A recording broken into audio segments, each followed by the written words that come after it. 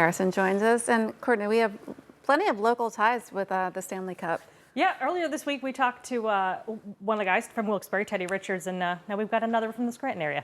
Monday night, the Florida Panthers won the Stanley Cup, and several staff members have ties to our area through the Wilkes-Barre Scranton Penguins.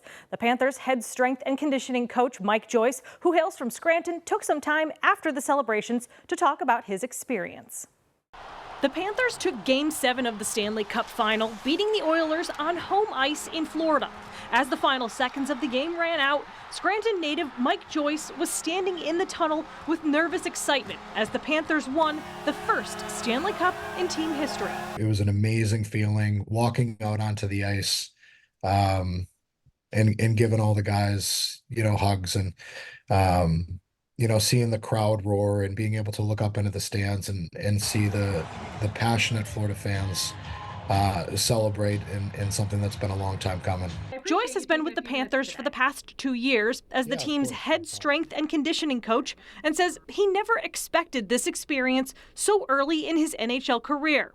Mike says after the celebration, his phone was constantly abuzz with an outpouring of well wishes. I had never gotten so many text messages in my life and, from people that, I hadn't talked to in a while, but, were thoughtful enough to send through some congratulations. So it was a really special moment for sure.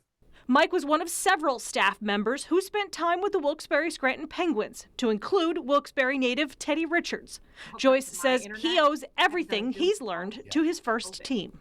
A lot of people that supported both myself and Teddy, along this way, friends, family, staff from Wilkes-Barre, we definitely wouldn't be here if it wasn't for the Wilkes-Barre Penguins. Each member of the team gets one day with Lord Stanley, and Mike has some idea of what he wants to do with his time.